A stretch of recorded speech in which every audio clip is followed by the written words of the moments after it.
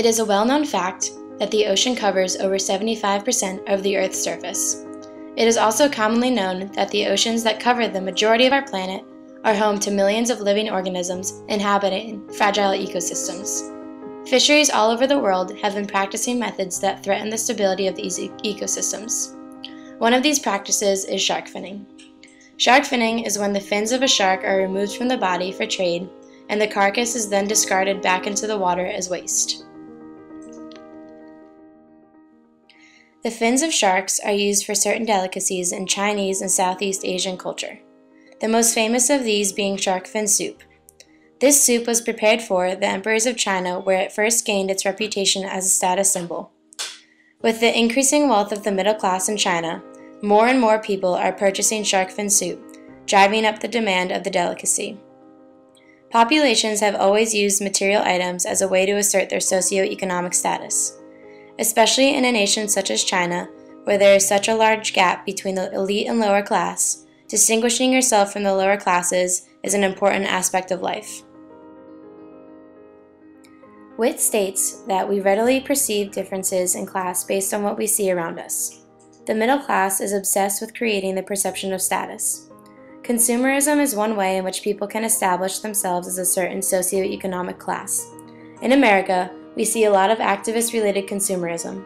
Especially with the ever-growing environmentalist movement, the politically active middle class find themselves, according to Jessica Bennett, author of The Rage Over Red, saving the world one credit card transaction at a time. Whereas in China, we see the middle class separating themselves by the purchase of expensive luxuries such as shark fin soup. The Chinese are so obsessed with maintaining their image as a member of the elite class that oftentimes at events serving shark fin soup, according to Shelley Clark, author of Social, Economic, and Regulatory Drivers of the Shark Fin Trade, the price of the fin may be posted outside the banquet hall as a status symbol, despite the fact that many of the guests may not be able to distinguish between low and high quality products. In a study comparing the purchasing patterns of young and old consumers, it was seen that the older the consumer is, the more likely they are to purchase shark fins for the traditional medicinal uses, whereas the younger consumers tend to purchase fins as a way of dictating status more so than for their supposed health benefits. Clark also states that shark fin soup was believed by many to cure certain ailments. Consuming it would supposedly bring the individual strength. Its medicinal uses could be compared to the way we use chicken soup today, as a sort of feel-good food. The history of shark fin soup has established this delicacy as an important part of the elite culture in China, and with the ever-growing population of the Chinese, the shark fin trade has become increasingly wasteful and ignorant to the fragility of the ocean's ecosystem. Oftentimes, the sharks are brought onto the boat after being caught, removed of their fins, and then thrown back into the water. This practice, according to the IUCN, uses only 2 to 5% of the potential resources a shark can offer. Not only is this practice wasteful, but it does not allow fisheries to reap the benefits of the extra meat, nor does it allow for proper carcass identification, a practice that is vital to monitoring the populations of sharks. Without the ability to determine the number of sharks being killed through the practice of finning, scientists cannot keep track of the species of sharks that are becoming endangered by this process. In addition to this practice becoming progressively more wasteful of the resources that sharks offer, fisheries are becoming increasingly inhumane towards the sharks that are captured. According to CNN, more and more sharks are being finned and then thrown back overboard while still alive. Without their fins, sharks are not able to pass water through their gills, thus condemning them to drowning or becoming prey to the other fish on the ocean floor. According to Clark, somewhere between 26 and 73 million sharks are traded each year, specifically for their fins. There have been several efforts to stop the practice of shark finning. Two of the most effective laws currently in place are the Shark Finning Prohibition Act and the Removal of Shark Fins Regulation, implemented by the United States and the European Union respectively. According to Clark, these two laws are very similar in that they both prohibit the landing of shark fins unless accompanied by a corresponding weight of shark carcasses. Both measures also set a policy of a 5% fin-to-shark weight ratio. However, this ratio is applied in the U.S. law to sharks that may have been headed and gutted, and in the EU law to only live shark. Other nations who have passed laws either restricting or banning the practice of shark finning include Brazil, South Africa, Oman, Australia, and Costa Rica. In Costa Rica, organizations are working tirelessly to prevent the shark fin trade from growing in its waters. One organization in particular, Protoma, originally a sea turtle conservation group, has redirected its focus to shark finning. And while they have made significant progress in their mission to end shark finning, they have found it difficult to control the trade outside of their borders.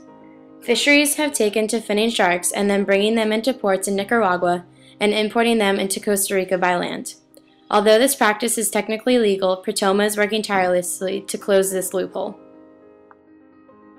Protoma's interest in shark finning first originated when they discovered that long-line fisheries were only catching sharks as a means of making a quick buck by selling the fins to Asia. Long lines are one of the main culprits of the finning industry, as they can stretch for several miles catching everything in its path. When sharks are caught in these nets and brought on board, to save space on the ship, the bodies are discarded and the fins are kept, allowing the boats to carry more product. Other activist groups are working to make shark finning a worldwide cause. Websites such as StopSharkFinning.net focus heavily on not the act of finning itself, but more on the market that purchases the shark fins.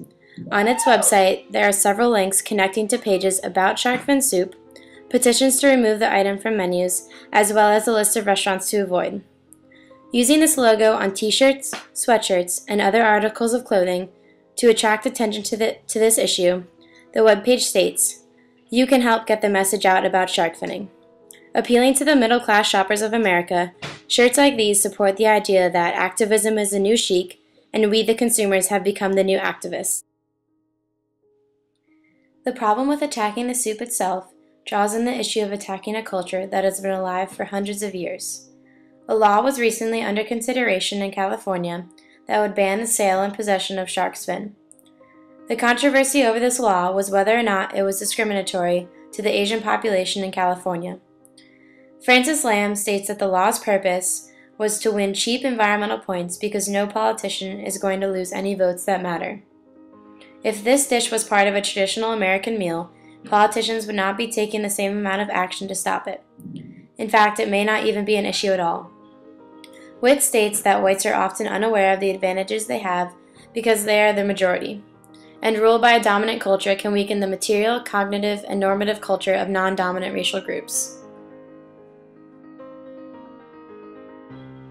Because shark finning is not a part of most cultures, we do not encounter it in our daily lives. If there is to ever be a large enough group of people to raise enough awareness to put a stop to shark finning, they must first be able to come in contact with the consequences of this practice. According to Peter Knights, director of Wild Aid International, we are ignorant to the issue of finning because the ocean is, as he quotes, out of sight, out of mind. The ocean is not a part of the lives of a huge portion of the human population. And even if someone does spend a lot of their time at the ocean, their encounters with the wildlife and sharks in particular are scarce.